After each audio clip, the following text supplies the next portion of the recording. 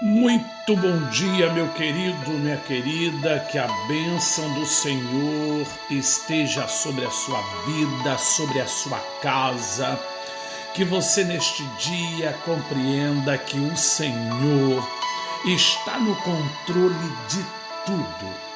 Quero ler uma palavra com você que se encontra no livro de Josué, capítulo 10, versículo 12 a 14, que diz assim: Então Josué falou ao Senhor no dia em que o Senhor entregou os amorreus nas mãos dos filhos de Israel e disse na presença de Israel: Sol, detém sobre Gibeão, e tu, lua, sobre o vale de Ajalon. E o sol se deteve, e a lua parou, até que o povo se vingou de seus inimigos. Não está isto escrito no livro de Jasar? O sol, pois, se deteve no meio do céu, e não se apressou, e por quase um dia inteiro. Meu querido, minha querida, no mínimo esse texto é muito interessante.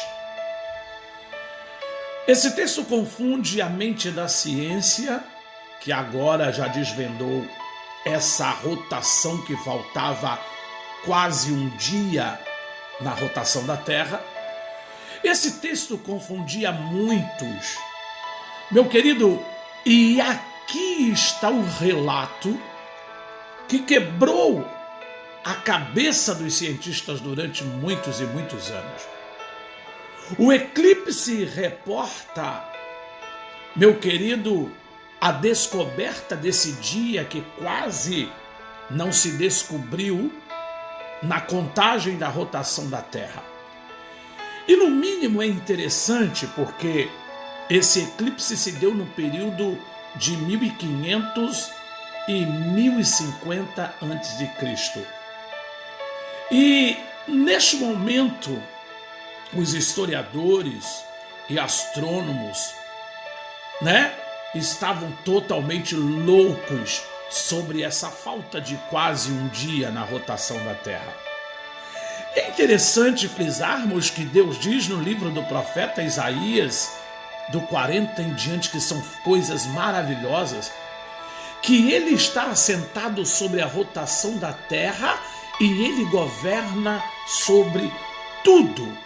O eixo da Terra, o controle está na mão dele. E aí é necessário nós expressarmos esse poder, essa veracidade da palavra que nós cremos. E aqui, meus queridos, eu poderia dizer que foi o dia que Deus parou o mundo. E aqui, meu querido, nessa passagem bíblica, é de muito interessante, porque Josué foi impulsionado pelo Espírito.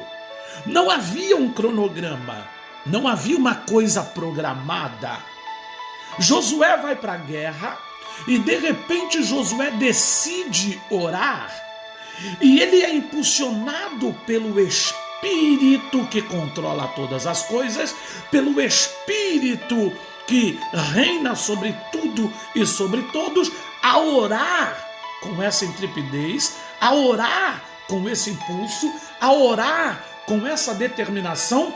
E Josué, com uma autoridade incrível, dominado em sua totalidade pelo Espírito Santo, ele, na presença de todo Israel que estava indo para a guerra, ele libera uma ordem profética. Nós sabemos que todo o céu é governado pela terra quando se fala no quesito oração.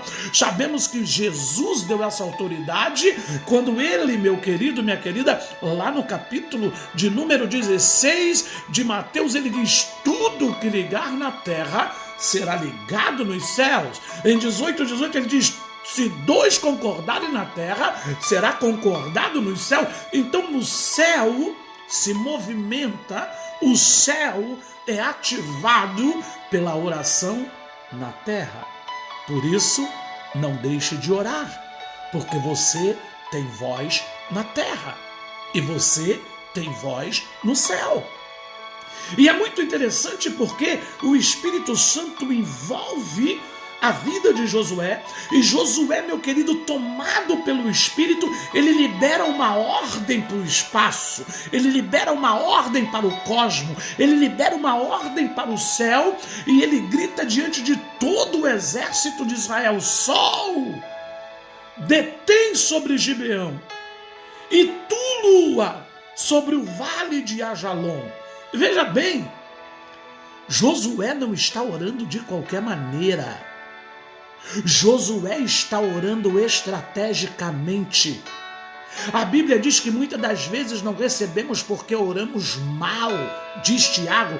Ele aqui ora com direção, ele aqui ora com foco, ele aqui ora com objetivo. Qual era a intenção dele? Que o sol ficasse parado em Gibeão e que a lua também ficasse parada no vale de Ajalon. Por quê? Porque só assim ele venceria os inimigos, confundiria os inimigos. Na verdade, a rotação da Terra era para que tudo estivesse correndo normalmente. Aonde estava a lua, já era para ser dia. Aonde estava o sol, já era para ser noite. Pela oração, Josué paralisa o sistema. Josué paralisa, meu querido, o relógio celestial e o relógio, vamos dizer, astrônomo. Ou seja, ele paralisa os astros. E isso é para mim muito fantástico. Por que é para mim muito fantástico? Porque ninguém falou para ele o que ele deveria fazer. E o sol se deteve e a lua parou até que o povo se vingou dos seus inimigos. Veja bem, a Bíblia é feita de detalhes. O sol se deteve e a lua parou. A rotação parou. Ela parou de circular ao redor do sol. A terra parou. Tudo parou, meu querido. Ou seja, se você crê, tudo para perante uma oração de um homem, de uma mulher de Deus. E ali os inimigos foram vencidos. Veja bem, Josué não sabia absolutamente de nada sobre questões de astrologia, sobre questões, meu querido, de eclipse. Ninguém sabia que isso iria acontecer. Ou seja, o Espírito Santo impulsiona Josué a criar um clima mundial, não era local, mundial, e ele paralisa o mundo pelo poder da oração.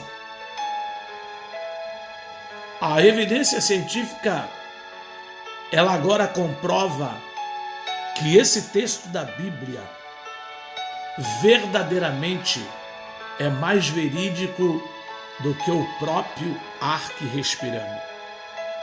A Universidade de Cambridge diz que este versículo é o registro do eclipse mais antigo da história. Mas, meu querido, como uma teoria sobre o eclipse e as variações que aconteceram no movimento da rotação da Terra podem ligar agora os cientistas à Bíblia? Aí que Deus entra confundindo o homem, aí que Deus entra mostrando que Ele é Deus. E os cientistas comprovaram que quando aconteceu essa passagem bíblica, existiu um eclipse que chamam de anular. E esse eclipse bíblico pode ter, meu querido, uma série de outras questões, mas diz que quando esse eclipse acontece, há um anel de fogo visível em torno da sombra do sol. E aqui, meu querido, se cumpre essa história. E tem mais, os cientistas dizem que o eclipse pode ter acontecido na tarde do dia 30 de outubro de 1207 antes de Cristo. Ou seja, o dia que o mundo parou. Existem algumas passagens, meus queridos, muito interessantes na Bíblia, quando Deus decide parar o mundo. E essa é uma delas. Deus parou o mundo por um espaço de quase um dia, através da oração de Josué. E agora, nesse exato momento que nós estamos vivendo, Deus parou o mundo. E meu querido, minha querida, no mínimo nós devemos nos interrogar lá no nosso interior. Por que Deus parou o mundo? O que Deus quer falar com os homens? O que Deus quer cobrar dos homens? O que Deus está chamando a atenção?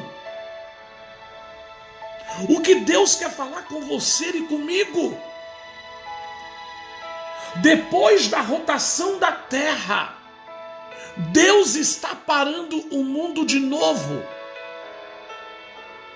Só que Deus está parando o mundo por outra ótica. Deus parou todos os sistemas governamentais. Deus parou todo o ciclo da economia mundial. Deus eliminou o último demônio a ser destruído, que dominava todo o planeta, chamado Mamon.